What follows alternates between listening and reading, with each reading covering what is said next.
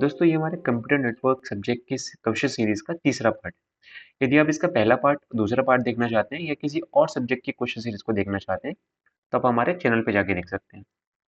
देखते हैं इसमें पहला क्वेश्चन क्या है। विच port is use by HTTP for web communication. दोस्तों यहाँ पे बहुत सारे पोर्ट नंबर दिए हुए हैं और जो हमारे 20 पोर्ट नंबर है वो एफटीपी के लिए यूज होता था पहले, राइट। और अभी एफटीपी के लिए कौन सा यूज होता है पोर्ट 21, फाइल ट्रांसफर प्रोटोकॉल के लिए। और दोस्तों ये 80 80 एंड 80 बोथ जो पोर्ट्स हैं दोनों पोर्ट्स ही हमारे पास एचटीटीपी के लिए यूज होते हैं। और यदि हमारे पास 80 पोर्ट नंबर रिजर्व है, अवेलेबल नहीं है, तो उस केस में 80 80 पोर्ट नंबर पर हमारे पास यूज होता है। ओके। और भी पोर्ट है, यदि आप देखना चाहें तो हम टेलनेट के लिए यूज करते हैं 23, एसएमटीपी के लिए यूज करते हैं 25।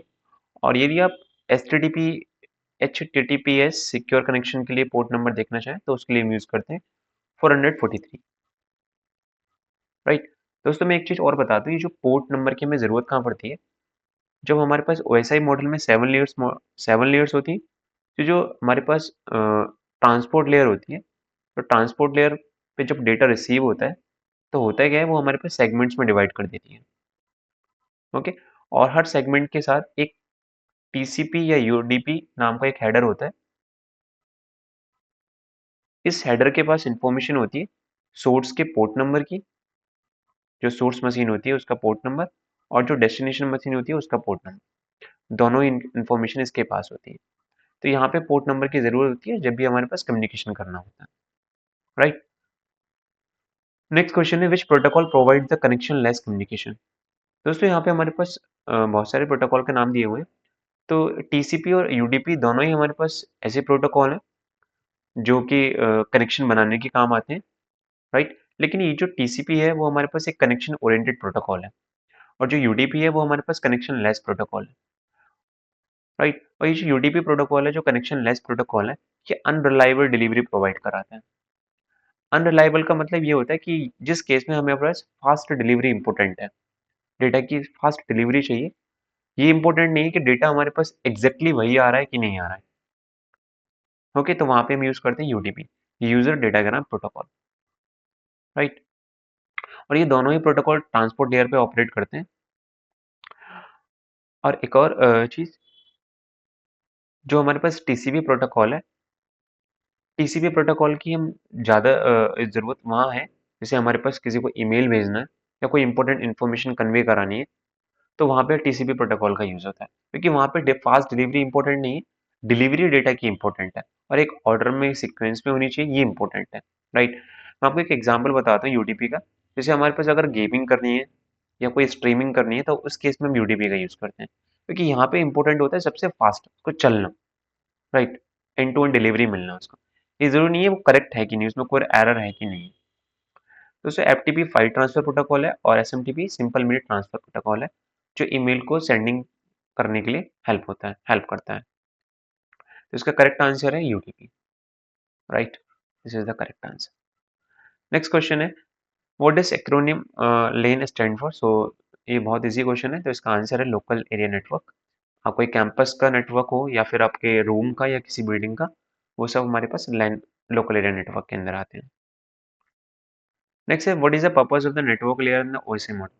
दोस्तों मैं आपको बता भी चुका हूँ, ये जो ओएसआई मॉडल है हमारे पास, ये थ्योरेटिकल मॉडल है, जिसको हम समझते हैं कि हमारे पास किस तरीके से कम्युनिकेशन होता है नेटवर्क पे, राइट। और मैंने आपको पहले भी बताया कि 7 लेयर्स मॉडल है। और जो सबसे ज़्यादा इंपॉर्टेंट होता है नेटवर्क लेयर, दोस्तों नेटवर्क लेयर का काम होता है रूट निर्धारित करना। नेटवर्क लेयर पे एक प्रोटोकॉल ऑपरेट करता है जिसका नाम है आईपी प्रोटोकॉल, इंटरनेट प्रोटोकॉल, जिसका काम होता है राउटिंग कराना और पैकेट्स को फॉरवर्ड करना। ओके। एरर हैंडल करना इस लेयर पे नहीं होता है, और एनकोड डिकोडिंग भी नहीं होता है, और फॉर्मेटिंग भी नहीं होता है, राइट। इसका सिर्फ नेटवर्क लेयर का जो पर्पस होता है वो राउटिंग करना और पैकेट्स को फॉरवर्ड करना। नेक्स्ट है, which device is use to connect multiple devices within the same network segment. तो बहुत सारी हमारी डिवाइसेस हैं जो सारी नेटवर्किंग इक्विपमेंट्स हैं। दोस्तों ये जो राउटर है हमारे पास, ये नेटवर्क लेयर पे ऑपरेट करता है, और राउटर का काम क्या होता है, रूट निर्धारित करना। राउटर के पास राउटिंग टेबल भी होती है, वो देखता है कि शॉर्टेस्ट पाथ कौन सा है, उसके बेस पे वो पैकेट्स को फॉरवर्ड करता है। दोस्तों ये जो स्विच है हमारे पास, ये डेटा लिंक लेयर पे ऑपरेट करता है, राइट? और राउटर नेटवर्क लेयर पे। ये जो स्विच है, इसके पास इंटेलिजेंस होती है, ओके? और इसे हम बहुत सारी डिवाइसेस कनेक्ट कर सकते हैं, राइट? और वो चेक करता है अपनी टेबल से कि जो डेटा अगर ए पीसी को बी पे ट्रांसफर करना है, तो स्विच के पास मैक एड्रेस उसका है कि नहीं है।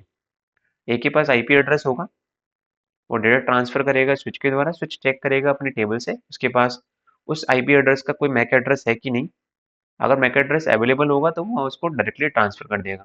यदि नहीं है तो वो क्या करेगा, सारी पीसी को ब्रॉडकास्ट करेगा और सारे पीसी चेक करेंगे कि वो आईपी एड्रेस है किसका। तो जिस भी पीसी का वो आईपी एड्रेस होगा वो वहां से मैक एड्रेस को मैप करेगा और उसको रिटर्न करा देगा। दोस्तों मॉडेम का काम होता है मॉड्यूलेशन और डिमॉड्यूलेशन, एनालॉग सिग्नल्स को डिजिटल सिग्नल्स में ट्रांसलेट करना और डिजिटल सिग्नल्स को एनालॉग सिग्नल्स में, राइट? ये काम होता है मॉडेम का। और रिपीटर का काम होता है, दोस्तों ये रिपीटर ऑपरेट करता है फिजिकल लेयर पे। इसका काम होता है सिग्नल्स को रीजनरेट करना। अगर हम सिग्नल को बहुत लॉन्ग डिस्टेंस पे भेज रहे हैं तो वो क्या होता है, वीक हो जाता है। तो उसको हमें रीजनरेट करने के लिए, उसको फिर से स्ट्रेंथ देने के लिए हम यूज करते हैं रिपीटर्स, राइट? तो यहाँ पे जो इसका करेक्ट आंसर है वो है स्विच। नेक्स्ट क्वेश्चन है, और भी हमारे पास डिवाइसेस होते हैं, ब्रिजेस होते हैं जो डिफरेंट नेटवर्क को कनेक्ट करते हैं, राइट? तो यहाँ पे क्वेश्चन आ रहा है सेम नेटवर्क। तो सेम नेटवर्क की अगर हम बात करें तो स्विच। और अगर यहाँ पे क्वेश्चन होता है डिफरेंट नेटवर्क, और यहाँ पे क्वेश्चन वो भी यही है कि वो सेम डेटा लिंक लेयर पे ऑपरेट करे, तो उसका आंसर है ब्रिज, राइट? तो ब्रिज क्या करता है, डिफरेंट डिफरेंट नेटवर्क को कनेक्ट करता है, लेकिन ये ऑपरेट कहाँ पे होता है, ये डेटा लिंक लेयर पे ही ऑपरेट होता है। नेक्स्ट क्वेश्चन है, in IPv4 how many bits are used for an IP address. दोस्तों IPv4 ये आईपी एड्रेस का एक वर्जन है, राइट? IPv4 वर्जन 4, और अभी एक लेटेस्ट है आईपी इंटरनेट प्रोटोकॉल वर्जन 6। ये जो इंटरनेट प्रोटोकॉल वर्जन 4 है, इसमें हमारे पास 32 बिट्स यूज होती हैं और 88 बिट्स के 4 ग्रुप्स होते हैं, राइट? 88 बिट्स के 4 ग्रुप्स हैं और वो डॉट के द्वारा सेपरेटेड है, कुछ इस तरीके से। तो अगर मैं आईपी एड्रेस आपको लिख के दिखाऊं तो कुछ इस तरीके से हो सकता है, 192 100 80 और यहाँ पे 10, कुछ भी हो सकता है। तो इस तरीके से हमारे पास आईपी एड्रेस हो सकता है, राइट? आप देख सकते हैं हमारे पास 32 बिट्स में होगा, ये हमारे पास 4 ग्रुप्स हैं 88 बिट्स के। और IPv6 में क्या होता है, 128 बिट्स। इसमें क्या होता है, हमारे पास 8 ग्रुप्स होते हैं। इसमें हमारे पास 4 ग्रुप्स हैं, इसमें हमारे पास 8 ग्रुप्स होंगे, और हर ग्रुप में क्या होगा, 4 हेक्साडेसिमल डिजिट्स होंगे, राइट? हमारे पास 8 ग्रुप्स होंगे और हर ग्रुप में हमारे पास 4 हेक्साडेसिमल डिजिट्स होंगे, राइट? तो मैं आपको अगर कुछ लिख के दिखाऊं IPv6 में, तो हमारे पास एड्रेस कुछ इस तरीके से हो सकता है, 20001, और ये सेपरेट होते हैं कॉलन के द्वारा। हेक्साडेसिमल डिजिट कुछ भी हो सकती है, A5, राइट? 007B, और हो सकता है आपके पास 892D कॉलन। तो हमारे पास 8 ग्रुप है, 1 2 3 4, और हर ग्रुप में ईच डिजिट जो होगी 4 डिजिट होंगी। अब वो 4 सारी डिजिट जो होंगी हेक्साडेसिमल डिजिट्स होंगी। और भी है, अब मैं आपको लिख के बता देता हूँ, 0375 colon 72A9 colon 3256 colon 1BCD, right? तो हमारे पास 8 ग्रुप, कुछ इस तरीके से IPv6 हो सकता है। दोस्तों एक चीज़ और, IPv6 में जो पॉसिबल है, मैक्सिमम जो यूनिक आईपी एड्रेसेस हो सकते हैं वो अराउंड 4 बिलियन के आसपास हो सकते हैं। लेकिन आज की डेट में अगर देखा जाए तो हमारे पास बहुत सारे आईपी एड्रेसेस की ज़रूरत है। तो आज के सिनेरियो में अगर आप देखें तो हमारे पास ये तो यूज़ हो ही रहा है IPv4, IPv6 भी हो रहा है, पैरेलली भी ये दोनों यूज़ हो रहे हैं। और इनको जोड़ने के लिए, कनेक्ट करने के लिए कुछ ऐसे प्रोटोकॉल्स आए हुए हैं जो इस तरीके से कंपैटिबिलिटी बिठाते हैं कि दोनों यूज़ हो सकें, राइट? दोनों के बीच इंटर कम्युनिकेशन हो सके। अगर एक पीसी IPv4 पे काम कर रहा है और दूसरा पीसी IPv6 पे काम कर रहा है, तो दोनों आपस में कम्युनिकेट कर सकें, राइट? तो यहाँ पे जो इसका करेक्ट आंसर है वो है हमारे पास 32 बिट्स।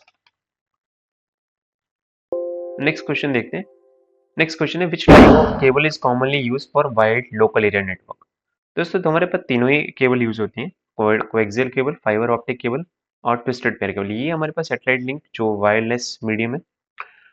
और दोस्तों अगर हम यहाँ पे बात करें लोकल एरिया नेटवर्क की, तो जो लोकल एरिया नेटवर्क में हम यूज़ करते हैं, वो यूज़ करते हैं mostly twisted pair cable, right? आपने सुना भी होगा कैट 5 के नाम से और कैट 6 के नाम से।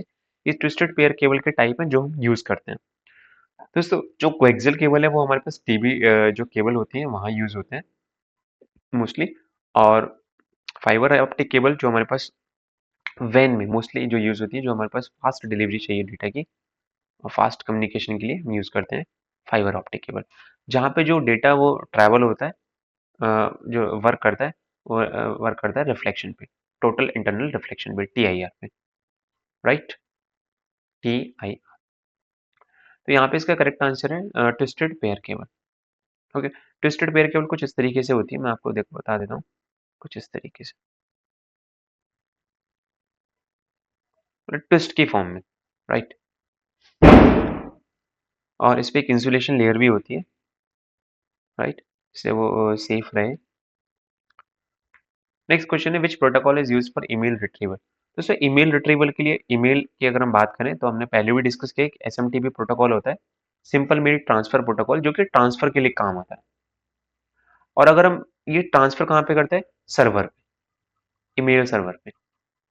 और अगर ईमेल सर्वर से हमें ट्रांसफर अपने सिस्टम में डाउनलोड करना है, उसको रिट्रीव करना है, तो वहां पे यूज करते हैं pop 3 protocol, post office protocol. Okay, version 3।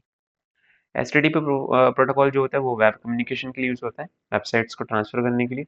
FTP file transfer के लिए यूज होता है, राइट? और ये एचटीटीपी वेब पेजेस को ट्रांसफर करने के लिए, ठीक है, वेबसाइट्स को।